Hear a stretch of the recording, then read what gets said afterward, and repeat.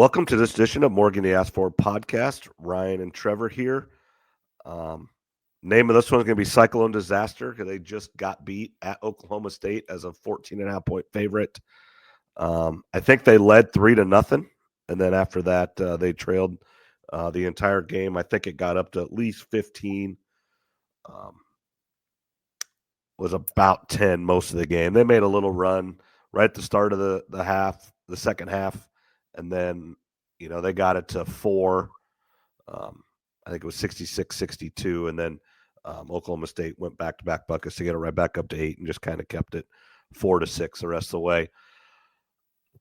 Again, I would say it's not at full strength. When everybody plays, they've got one loss, but they've got, unfortunately, Milan missed 7 games, and now Gilbert's missed 2. Curtis Jones missed 1. So I believe that's 7 losses on the year now, and that is it's a few too many. Just that simple. This is one you can't have. And then the home game against Kansas State. Those are the two that you look back and you just say you can't have those two. Those are two teams right about 500, lower part of the Big 12. Those are the ones you can't have if you're a top 10 team fighting for a 2-3 seed. Most of the bracketologists today had Iowa State as a 2 seed. A couple of them had them as a 3. ESPN, CBS had them 2. I think USA Today might have had them as a 3. I think is what I saw today.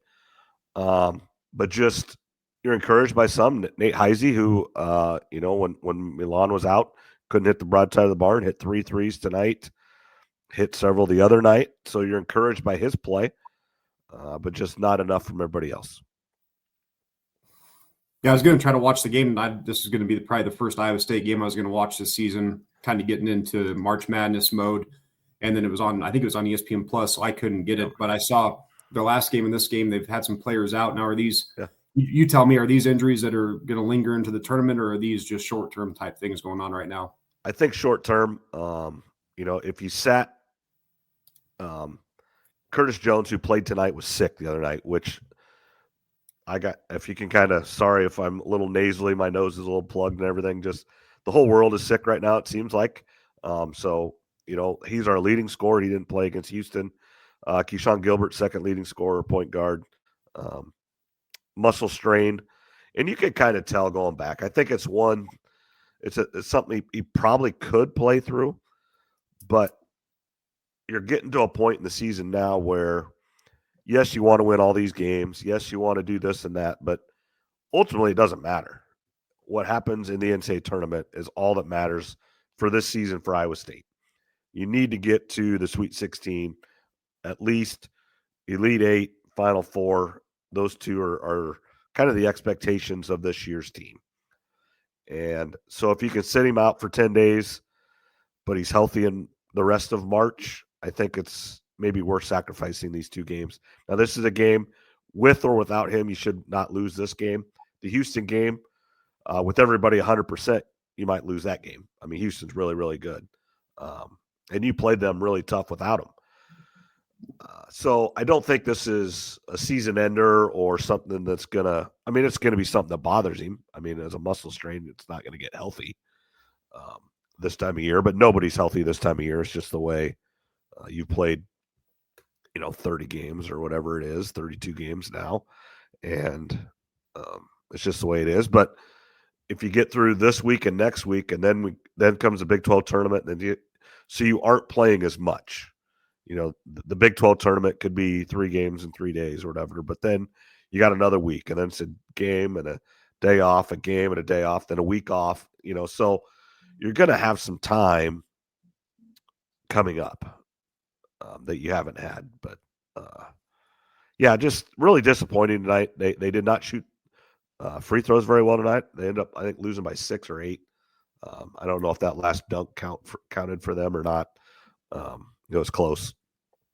And that's what's so frustrating about betting on basketball compared to other sports is they stole the ball with 1 second left or whatever, and he goes in, shoots a layup, and it matters if that counts or not. Now, not in this game because the spread was Iowa State 14.5.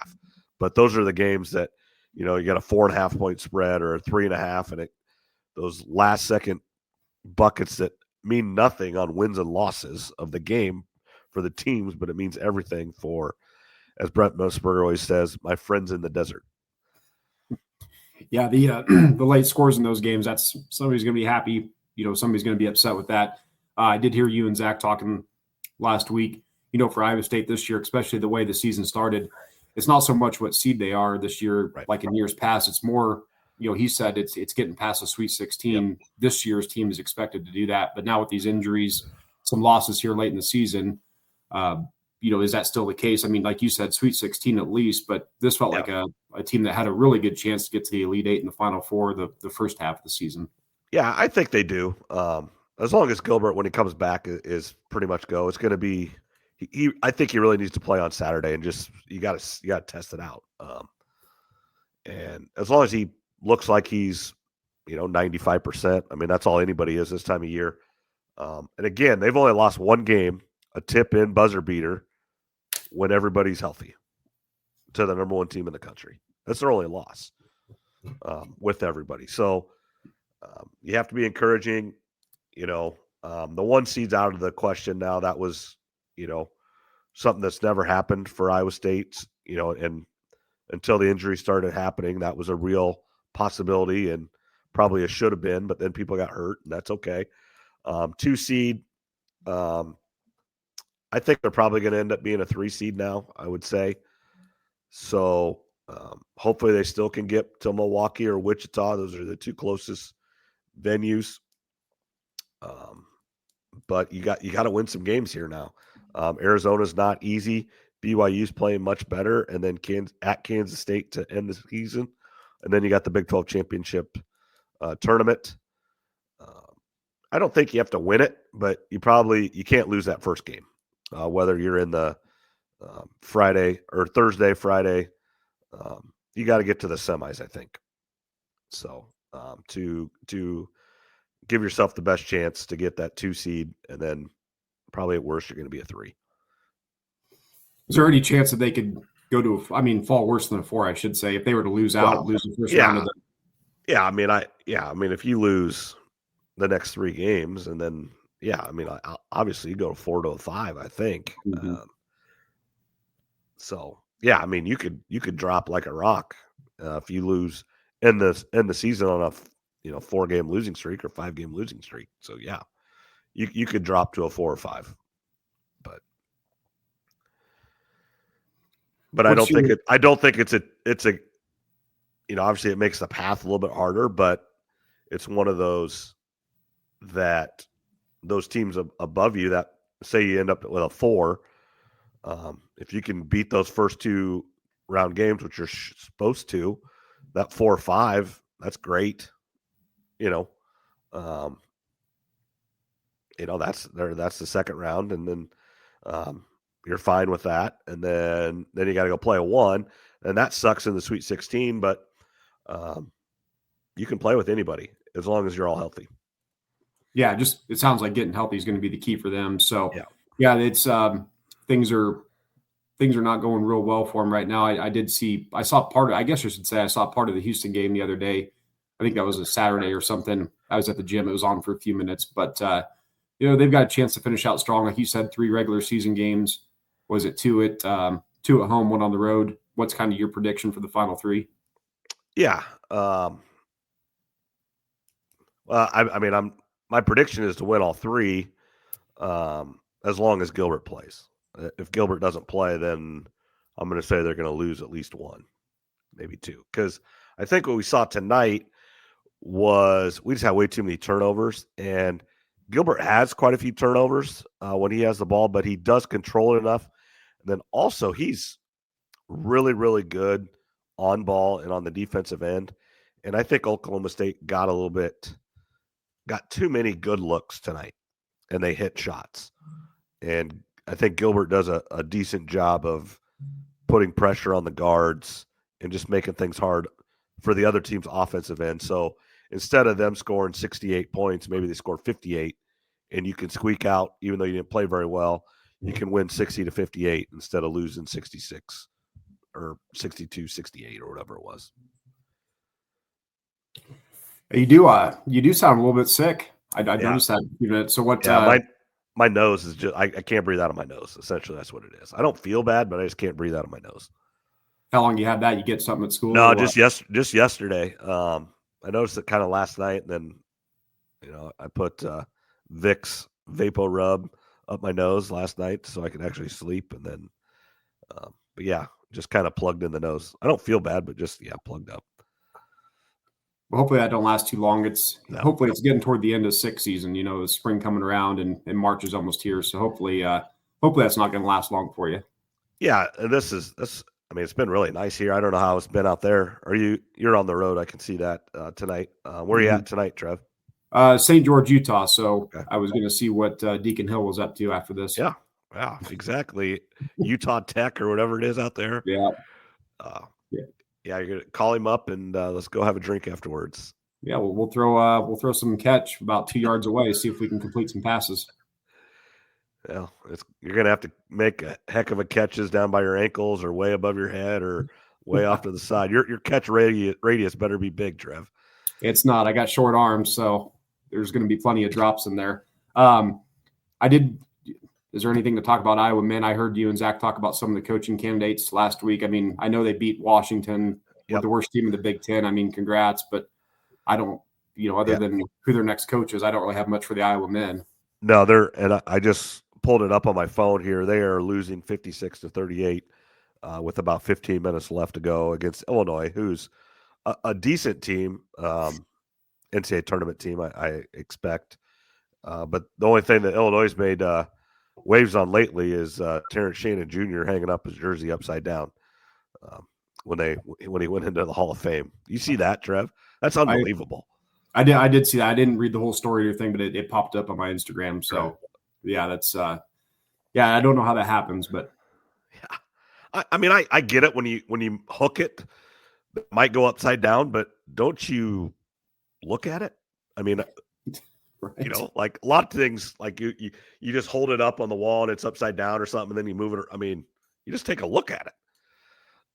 You would think so, but apparently not. So yeah, that I don't know how that happened. For the Iowa women, their last couple games, they've really played well. There's right. 2 losses, but in my opinion, they're playing the best they played all season. The overtime loss at Ohio State. Right. In that game, Lucy Olson had to hit 2 free throws to go to overtime, which she did. The flip side of that is she did miss some free throws earlier in the game that maybe if she would have made those 2 at the end, it would have been for the win. But regardless, she still made them to go to overtime, which was good to see. The loss against UCLA, a 2-point loss. One thing I like to see is Kylie Feuerbach is shooting the 3 more now. She's averaging 9.5 points the last 2 games.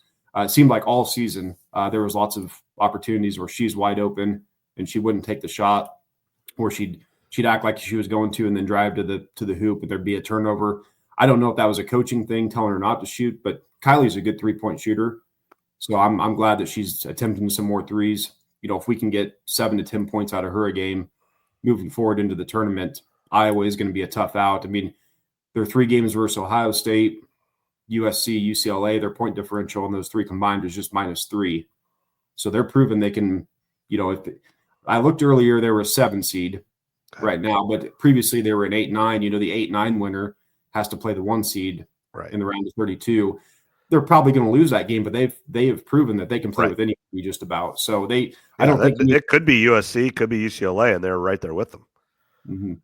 Yeah, I don't think any of those 1 seeds would be real excited to see Iowa, given the experience that they've had the last 2 years of all the players that had that tournament run. The tournament's not going to be too big for them.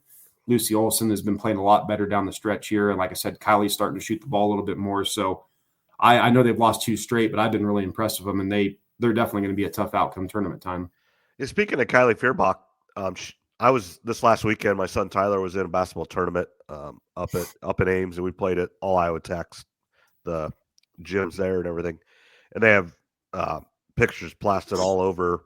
National championship runner up, and Feuerbach was on that coming from Illinois, and I just driving over to Ames once or twice a week doing that, but it was Clark and Stolke and Feuerbach.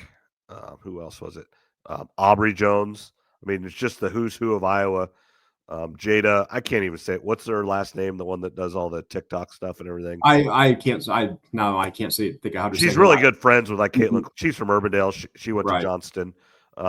Doesn't play really, but good Mhm. friends with them. And she was on that team. And it was just kind of the who's who. That Dennebeer from Drake was on it. I mean, it was a who's who of Division I basketball players out of Iowa and the surrounding area. And just interesting to see who was all on that team. And then some of the ones that are on that team that you never heard of, whether they went and played a different sport in college or just didn't, they decided not to play or whatever. Yeah, definitely a lot of talent there that you're talking. I did hear you and just thinking of basketball in general, you and Zach talking last weekend about All-Star Weekend in the NBA and the Yeah. dunk contest. I kind of have a theory on at least the dunk contest. It's not so much, in my opinion, that some of the stars aren't doing it. And you tell me what you think, because I'm a casual on it. I feel like a lot of the dunks are just played out. I feel like I'm watching a lot of the same dunks. And it's not to take away that they're amazing. I mean, but I feel like I've seen a lot of people jumping over ladders, cars. Yeah. It The just creativity's gone. yeah, maybe that's it. I don't know if you can really fix that per se. There's still amazing dunks. I mean, there's very few humans that can do that stuff. Right. But did you like my take that, used to be Michael Jordan got $100,000 in 1990 to win the dunk contest. Well, he was only probably getting paid $1 million a year. So that was like 10% of his salary. Mm-hmm. You think that's some of it? And now you get $100,000 and you're getting paid $60 million a year. Well, $100,000 doesn't mean a whole lot. No, I definitely think that's a big part. And I'm going to piggyback off Zach's idea. What he said is, why don't we just open this up to high schoolers? And Right. one thing I was thinking about is on the men's side, you could have 50 participants, one from each state, come to the dunk contest, and you could have a women's bracket too, where you do like a 3-point contest. One representative from each state, fly them in on Thursday or whatever. Right. Friday night of All-Star Weekend, you have the opening round of the dunk contest and 3-point contest, and it gets smaller and smaller as the weekend goes on. Maybe before the All-Star game starts on Sunday night, you have the top 5 or 6 finals, and then halftime of the All-Star game, you have the final 2 or 3 in each compete during halftime of All-Star Weekend. I just think that would be a good way for the NBA to get us to know the young players better, because I'm sure it was the same for you growing up in junior high and even in high school. I can name the starting 5 for Duke, North Carolina, Michigan State, Iowa State, all those. I can name the starting 5 for all of them, and I wasn't even that big of a basketball fan. Cooper Flagg's about all I know right now. I just don't know the players. Whereas on the women's side now, for college, I could probably name 30 or 40 women's players and 3 or 4 men right now. Well, and a lot of that problem is, and I listen to a lot of Iowa State stuff, and they've talked about it, is like, Tyrese Halliburton, one of the best players to ever come through Iowa State, great personality, does everything right. He's not going to be remembered as well as like a Melvin Edgem, George Niang, Monte Morris, Naz Long, even though he's a better player. But he was only there 2 years. Now, he didn't transfer. It wasn't one of those come in for a year and leave. And you can't blame him. He was a top 10, top 12 pick or whatever he was. He left early to go to the draft. So you can't blame him, but that's just hard when your players just don't stay. And Iowa State has like Curtis Jones and Keyshawn Gilbert, if they could get to the Elite Eight or Final Four, they're some of the best players ever and most influential players, but they're only there for 2 years. And it's tough. And a couple of the things that they do to hang your jersey and retire your number is you got to graduate and you got to do some certain things. And I don't even know if it's possible if you're not there for 4 years.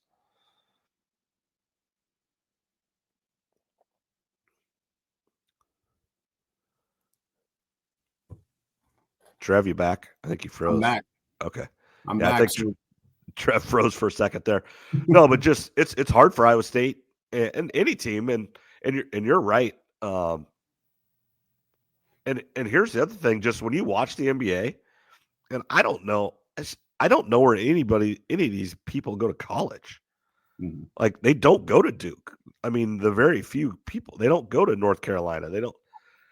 They a lot of them went to some random school for a year, and they have all kinds of talent and lot of European players anymore, or they went overseas right away, or right now you got a little bit of that G League Ignite, which that's went away now, but now those, people are getting drafted and stuff from these. But yeah, I mean, you look at Iowa State's team, they're a top 10 team, and there's no certified NBA player there at all. Not one player. If you look at one of the many reasons, one of the big reasons that Caitlin Clark is so famous, other than she's great and the whole state of Iowa backed her for all those years, it was that she was at Iowa for 4 years. She didn't blow up until junior season. Really, after that Indiana walk-off game winner, that's when it started to really build going in the tournament. But it was that junior year tournament run, knocking off South Carolina, the Angel Reese in the championship game, and then everybody's like, oh, wait, she comes back for another year. Oh, wait, Angel Reese comes back for another year. We get to see possibly round 2.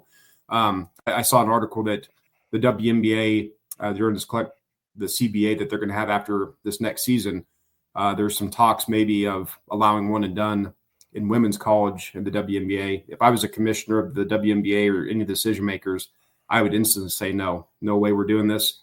We're not going to make the same mistake that the NBA and men's college basketball did. Part of the reason that the WNBA is exploding is because these women are staying for 4 years at a college. And getting famous.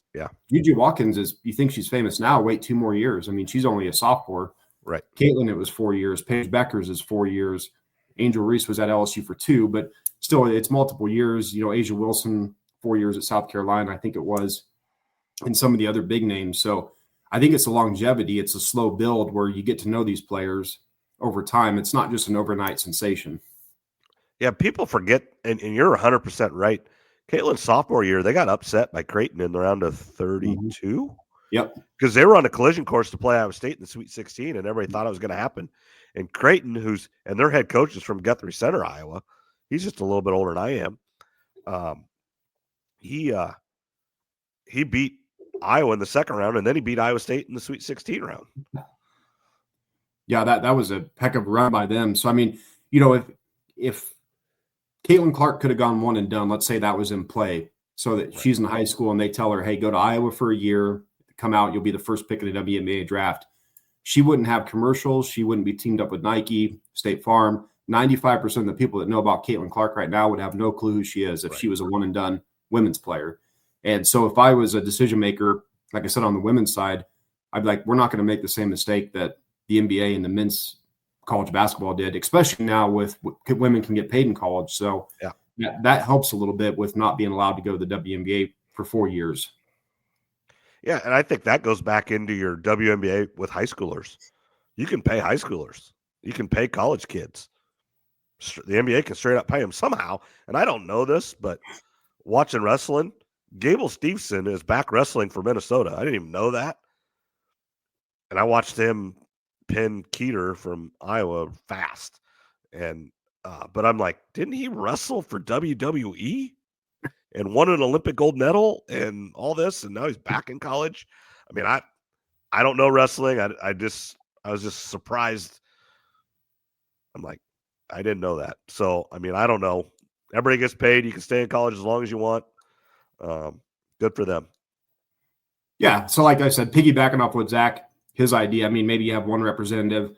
It's so-and-so from New Mexico, so-and-so from Montana, and it gets the entire country invested because there's a male and a female player from each state that's participating. They're going to be on TV, and it's a way to introduce us, or I should say me more likely, the casual fan. Okay, who are these players? Where are they? You could maybe do like a 30-second introduction with a bio. Right. Hey, I'm going to college here, or here are my top 3 schools. You get to know them before they get to college. Then you can kind of follow their journey along. So I think it'd be worth trying. I mean, it really can't get any worse than it is right now. No, and you travel to a lot more NBA towns and out west where college sports in general aren't as big. Is the talk on how bad the NBA is out there just as much as it is here? Or do they even talk about the NBA? I mean, Well, the Nuggets are a big topic in Colorado just because they're really good. Right. No, the NBA the NBA is in a weird spot because for as bad as everybody says it is, they just signed a massive deal recently. Right. They're still talked about all the time. I mean, it's NFL, college football, and then hockey had their their 15 seconds of fame. Right. That's not going to last most likely, because it's a patriotic thing. Anytime you do, you get America going, that's going to help boost the ratings and stuff. But basketball, for as much as, and I agree, the NBA is in a weird spot, but it feels like for as much as they get crapped on all the time, and rightfully so, in my opinion, with a lot of stuff with the load management, they're still in the news. I mean, the sporting news all the time, though. Right. Yeah. I mean, they talk about LeBron every day on ESPN. I mean, right. I mean, good, bad, or indifferent. I mean, it's not always good, but publicity is still publicity. Even though they're bashing the NBA, they still talk about it every day. Yes. I mean, NBA is, and yeah, you're right, out west here, college sports aren't quite as big, but it depends where you go. I mean, as we know, football is still king, but if you take football out of it, the NBA still gets talked about all the time, especially right now, because the NFL is over. And I know I didn't send you a rundown of this week, but I did have some combine stuff and just some upcoming NFL schedule stuff that we can get into for a little bit, since there's not a whole lot else to talk about other than just college hoops, really, it seems like. Right. That's really I know you heard Zach and I talk about it last week, but good job on your win. Did you win money overall in the Daytona 500? Yeah, so I heard what you said. So I had 10 drivers. Yep. And I had William Byron at 17-1, $10. So I got 180 back, but I had $87 combined on 10 drivers. So about $8.70 per driver.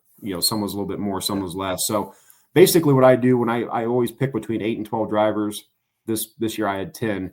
My goal is, no matter who wins of my 10, I at least want to double up. Yeah. And then there's some guys where I'll come close to tripling up on my money. So I basically doubled up on the money. Yeah. Good. And like I said, our friend Doug DeCock also hit with it too. And I don't know what all he bet or ever, but he's good dude as well. Any other basketball topics? It's kind of Florida lost tonight.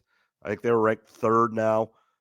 It's really Duke and Auburn, I think, have separated themselves to everybody.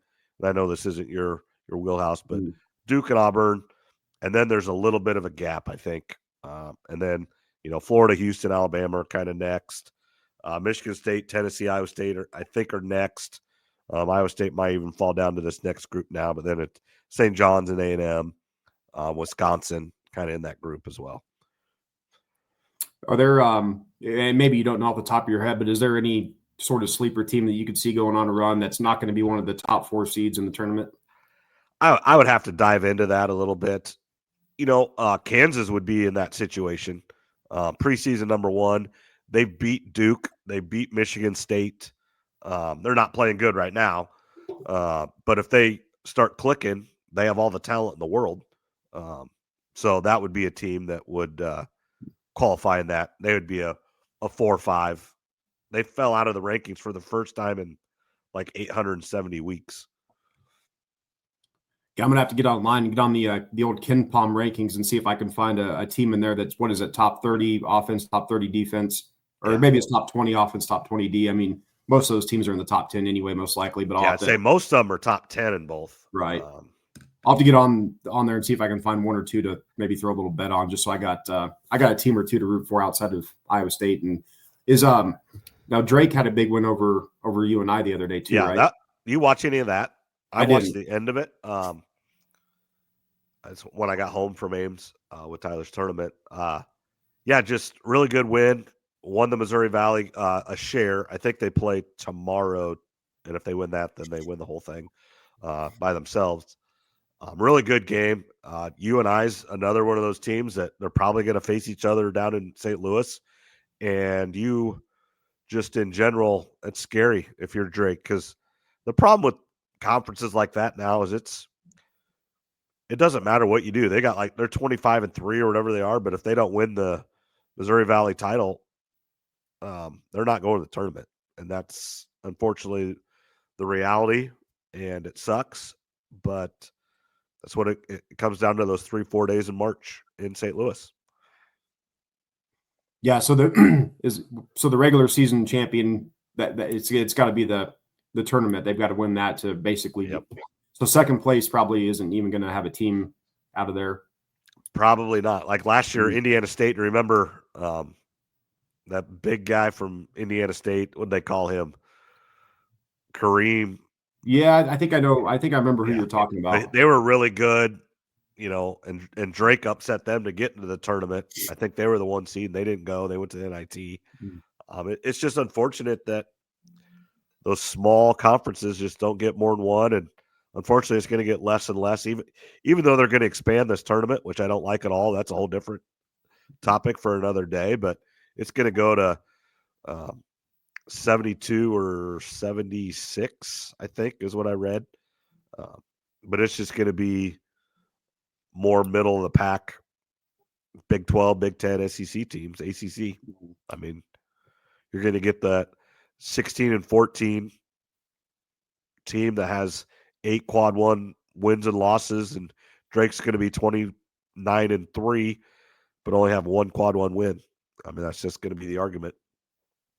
Yeah, with 64 teams plus all the play-ins, you think you could find a place for a team like a Drake or others throughout the country at these smaller conferences. But yeah, when the big conferences are running everything, the Big 10, SEC, Big 12, ACC, obviously the networks want more of those teams in bigger markets. Yeah, when Drake and Bradley are playing somehow in the NCAA tournament, I mean, yes, people still watch, but it is not like Iowa State versus Duke.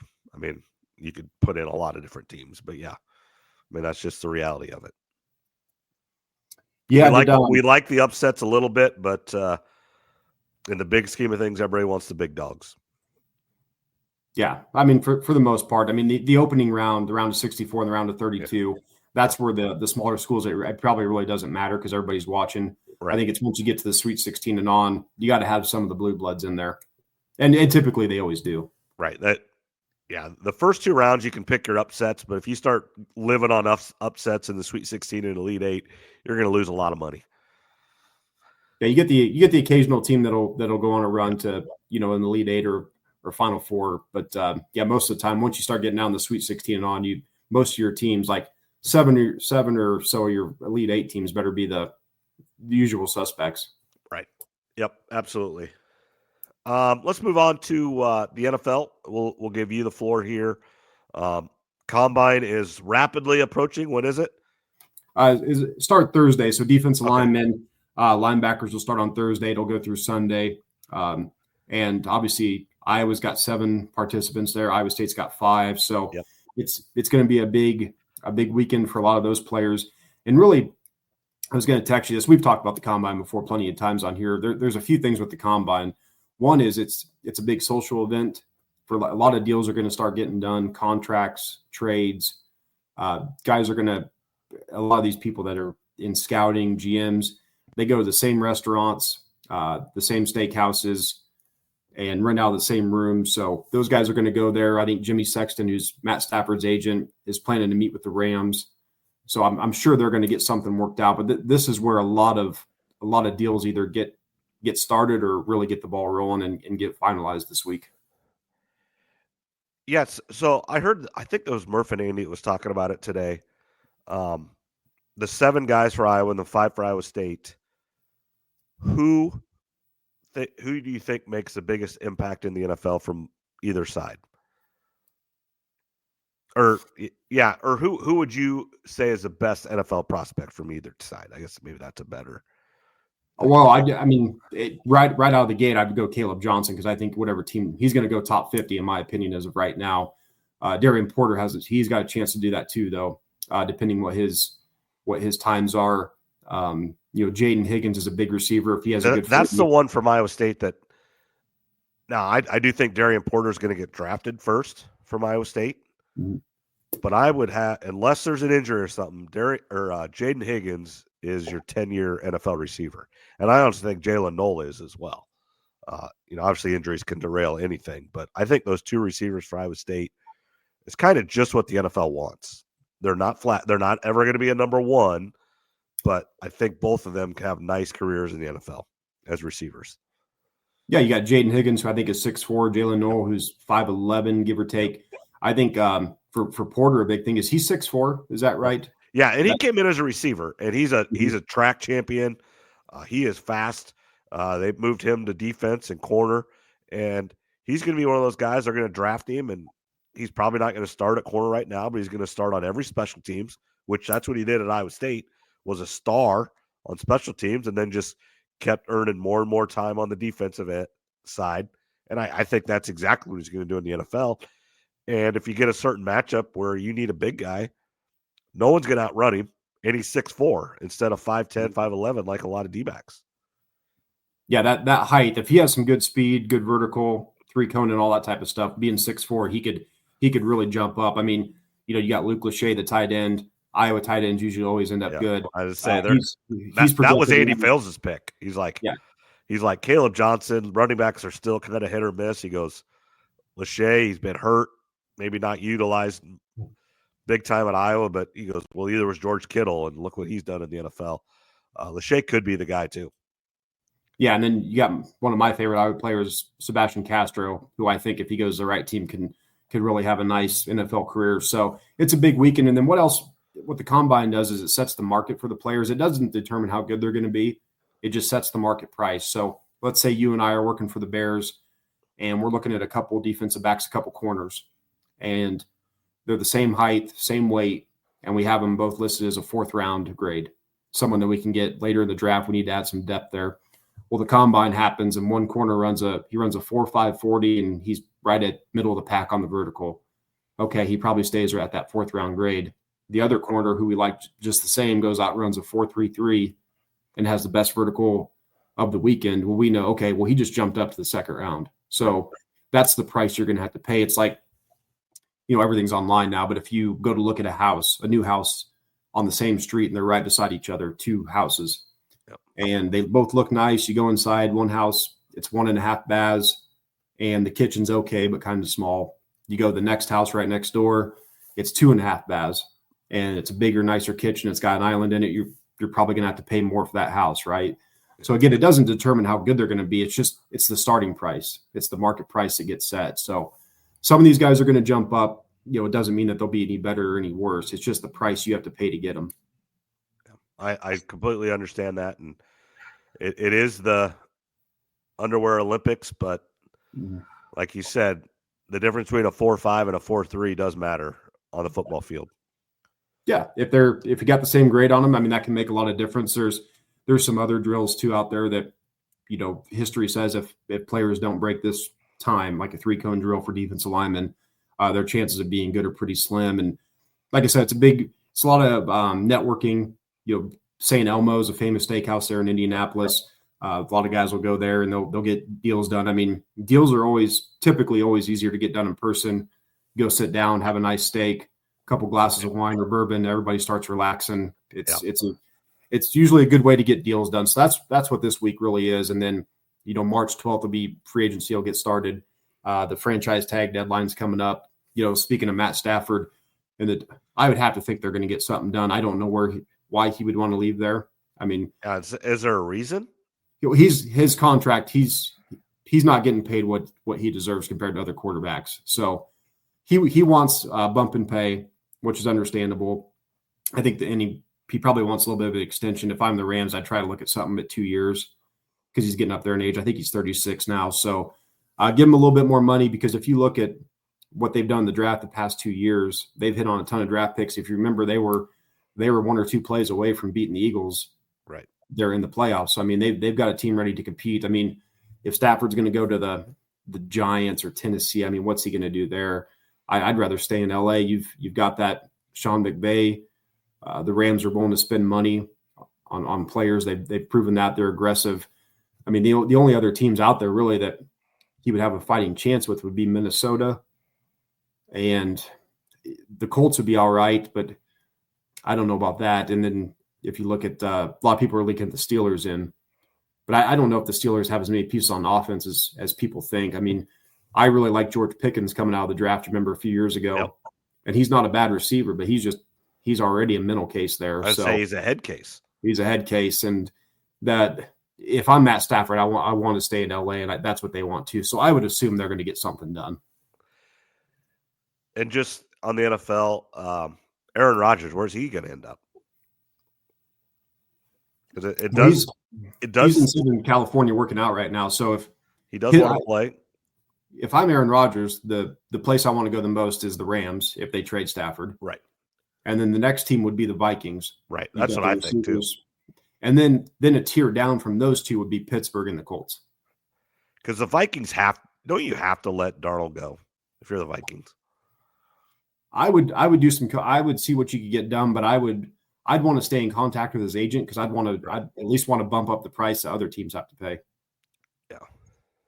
Get a bit. You don't want to pay him ultimate money because it might have been a one-hit wonder. Mm-hmm. But yet, yeah, if he goes somewhere else and is really good, you're going to really hate yourself. But it all depends on how their J.J. McCarthy does. But I think a good place for Sam Darnold would be Pittsburgh or the Colts. Pittsburgh's they're picking whatever they're picking 20-some. They're not going to get one of the two quarterbacks more than likely. So I think he would be a good player for a couple of years to fill that void. Yeah, just everything's fascinating. Just the player movement now, and Myles Garrett wants to trade, but then now the Browns say they're not going to trade him. I mean, I guess they don't have to, but I don't know. It's weird. And then you got the NBA where they want to trade and whatever, and they get it done. They just say, "Screw you, I'm not playing." The NFL's not quite like that. No, and if I'm buried with the Browns, I wouldn't want to trade Garrett either, but he may force their hand here eventually. And with that Deshaun contract that they gave out, they're in a pretty tough spot right now. If you look at the NFL draft, the first 9 picks, and we did this last year, I told you one of these teams is going to surprise. But if you look at the draft, you got the Titans, Browns, Giants, Patriots, Jaguars, Raiders, Jets, Panthers, Saints. I think that's the top 9 picks. One of them is going to be in the playoffs next year or next season. Yeah, one of them will make it. Yep, absolutely. Last year we went through and we said I ran off like 8 or 10 teams. Well, I think 3 of those teams ended up making the playoffs. So there's always a surprise team, maybe 2. So I don't know who it's going to be yet. We'll have to see how the free agency and the draft plays out. I did tell you a couple weeks ago I was going to do a little test just for fun of players that I think are going to be good just based on their name. Oh, yeah.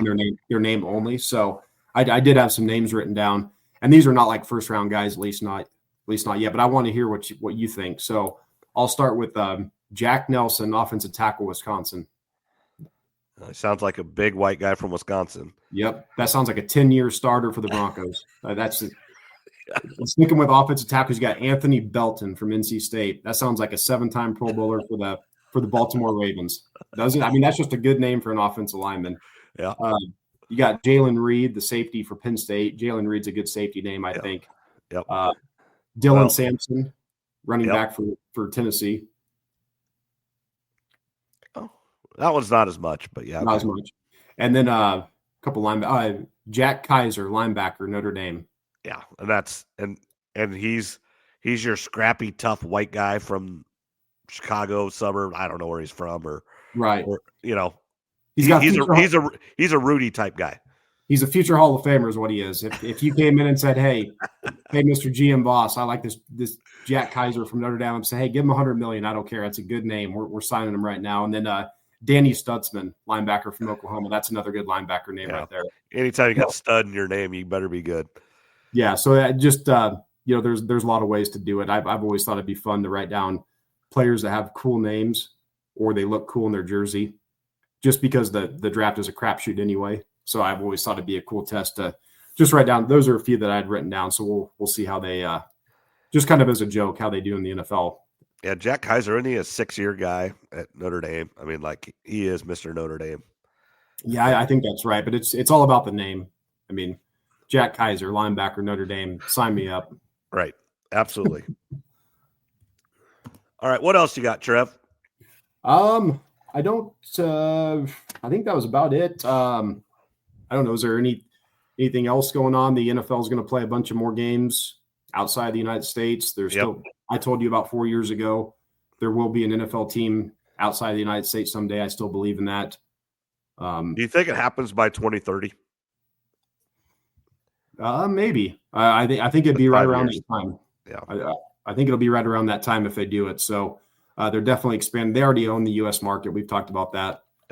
More women are watching the United States. Now it's time to go global, which they've been doing for a while. So they're going to keep adding these games. I did see the Travis Kelce's coming back. Is that for sure? Or just the reports from the GM or whatever on their talks. I don't know if he's come out. I saw him just a few minutes before we got started. Right. I was traveling today, so I'd have to go back and double check if he actually confirmed it or not. But I think he still had like 90 some catches last year, 900 yards. So like I said, there's some people saying he needs to retire. Like he can come back for another year. Yeah, he doesn't have to. I mean, he can if he wants, but he's still he's top shelf tight end. Just like Rob Gronkowski when he retired, he was still a top shelf tight end. It's truly if you just want to do it or not. It does take a toll on your body, and they aren't as good as they once were, but they're still really, really good. Yeah, he's not what he was 5 years ago, but you're still going to get production out of him throughout the season. He's going to have 3 or 4 big games, probably versus some bad defenses where he takes advantage. So, yeah, if I'm the Chiefs, I'd want him back for one more year. I would like to see if he'd want to take a pay cut just to open up some of that cap, and Mahomes is going to have to do a little bit of that too. They're both going to have to do it, I think, and I think they will. They understand what this is about. Especially Mahomes. He knows he's trying to chase Brady. That's really the only guy he's got in front of him. So that's a story. The tush push sounds like they're wanting to get that banned. Packers. It won't just be the Packers. There's other teams about a month ago. But they're the ones that I think officially did it. They officially did it. And what they're going to try to do, this was a while back, but I saw that there was a report that Roger Goodell didn't like the tush push. Well, Roger will try to take as much heat for this as he can because we've talked about it before. Roger Goodell's a punching bag. He's a bulletproof vest. He takes the bullets for the league, or as many bullets as he can. So you hear people all the time that say he'll take every bullet and he'll get paid $100 million and smile to the bank every time, and the owners will love him for it, for taking all the bullets instead of them. Yeah, and he's one of the best, that the NFL's ever had. I mean, he's had to go through a lot of stuff. The social media era, COVID, sports betting now. I mean, he's had a lot to overcome, and the NFL's making more money than they ever have. So, people always say Roger Goodell sucks. That couldn't be any further from the truth. Right. And again, every commissioner is still just the face of it. They are told what to do by the owners. Rob Manfield, Gary Bettman for the NHL, they all do. I mean, what's the NBA guy, Silver? Yeah, they're all just told what to do by the owners. So don't kid yourself. Yeah, they're the punching bag. They get paid a lot of money to be the punching bag and take all the heat. So now the NFL's in a really good spot, but things are going to start heating up. What do we got about March Madness starts at the end of March? It'll be like the first game is March 20th, I believe. March 20th, okay. Because everything's kind of a week later this year, just in general. Like I noticed our golf calendar got put together and everything's just a week later. So just the way the calendar fell. So, and then I know the women's college championship will end a week later. Will be the Masters, or that following week will be the Masters tournament. Sunday will be obviously the final day, and then I believe Monday after the Masters will be the WNBA draft. The WNBA starts on May 14th or 15th, I think, this year. And then I was looking at the Fever starting lineup. Last year, their starting projected starting five, averaged 85 points a game. And then Lexi Hull and Sophie Cunningham on the bench. They're well over 100 points. So there's a real possibility that the Fever are going to be the highest scoring team in the WNBA this season. And I think, it'll be tough to win a championship in her second year for Caitlin Clark, but this is going to be about as good a time as any because there's only 8 teams in the WNBA right now, and they're going to expand here soon. So now's kind of a time to take advantage because the playoffs there's not as many games or as round in the playoffs as there will be in. I think Trevor froze again, but yeah, just in general, the more games you play, the more chances for upsets. Now it does dilute for a little while the players. Right now every team's really good because there's only 8 teams. You go to 10 teams or whatever, that's 30 more players that get a job that right now don't have a job. So the average team, talent-wise, will go down a little bit. That's the reality of everything. When you have more jobs, which is a good thing. I mean, there needs to be more jobs because there's a lot of really good players that can't make it in the NBA, and I can't believe they can't make it in the WNBA. But it will dilute the talent a little bit just because that's the more people you put in it, the more it will.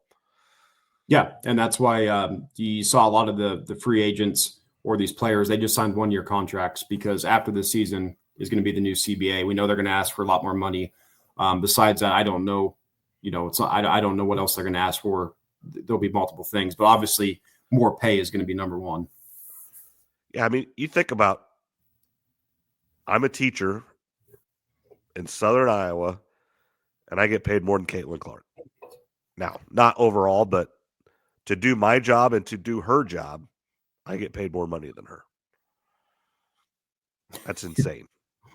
Yeah, and we'll see. They have to start turning a profit here eventually. It's been 30 years, and they've never turned a profit. That day may be coming. We'll have to see. I mean, with the explosion to Caitlin Clark, that's one thing. We'll see if Paige Beckers, Juju Watkins, and some of these others can bring even more fans. But eventually, they're going to have to start turning a profit. However, however they're going to do that. But they can't continue to lose money for 30 more years. Right. Yeah. I mean, there's money. The WNBA can do it if they want, but do they want to? Yeah, it's a weird business. It's the only one out there that I can think of that, for 30 straight years or whatever it is. I don't know if it's exactly 30, but you lose money year in and year out, and everybody just keeps their job. So most businesses aren't like that. So hopefully with Caitlin Clark and then some of the other players coming up, they can kind of get that changed. But no, that's kind of what our schedule's looking like for the next 2 or 3 months here, and then we'll have summertime. But at least I know we found out last summer with the WNBA, that gave us a little bit extra to talk about. Right. Those first 10 or 15 games were rough. Right. But it was good to talk. And just as always, I want to thank Steve Shetler. He kind of forces us to do this every week. He doesn't force us, but it definitely gets us going. And, there's times we might take a week off, but we know we can get on that platform. And, I don't look at that every week and everything, but last week I looked, there was 400 and some views on that. And I want to thank those people that do look at that and watch that and then turn over and listen to our podcasts. And, Facebook has a few hundred views and YouTube has a few views and everybody that just listens in general. And we can't thank you enough. And I know Dan Bryce at DB Landscaping helps kind of Steve Shetler at supporting us and just in general there. So we just want to thank those people and thank everybody for helping us out and thank everybody for listening. Yeah. Thanks to Steve. Thanks to Dan, the man, for supporting us on there and everybody that's listening. So, I think we got basically stuff now that we've kind of figured out how this goes. We've got stuff year round to talk about now. Yeah. It does help with Caitlin Clark going to the WNBA a lot. Yeah. I will say that, which she's helped everybody and us included. So that's right. No, it'll be fun to see how they do this year. And then we've got some other stuff. I've got some stuff, some ideas, some lists and stuff that we'll do kind of in the summertime when it's a little bit slower. Yep. Awesome. All right. Well, I think that'll wrap up tonight. I need to go put Vicks Vapor Rub all over my face and try to get some sleep here. I'm going to go watch Eddyville Blakesburg try to go to the state tournament girls basketball tomorrow against my old high school. Adair Casey Guthrie Center, ACGC, which is really weird for me to say because growing up we hated Guthrie Center. But they are one school now, so I'm going to go watch them in Norwalk tomorrow night and see who wins. There are a couple friends and classmates and stuff that have kids playing for Adair Casey, and then obviously I've known the Eddyville girls for a long time. Ref a lot of their games growing up, so we'll good. Do that. Yeah. Go enjoy that and get to feeling better. Yeah. All right. Thanks a lot, and thanks for everybody for listening. And again, Spotify, Podbean, Apple, everything. I share it out on all of our stuff. Subscribe, to our YouTube page, our Facebook page, our Instagram page, whatever. I put out a thing today. I do want to thank my daughter Paige. She made that graphic today for us that I put out. She's kind of getting a little bit interested in doing things like that. So I asked her to make something, and she did that. So that was good today. And we'll talk again next week, Trev. All right. Shout out to Paige and have a good night. All right. See you later. Go Cyclones, even though they were not good tonight.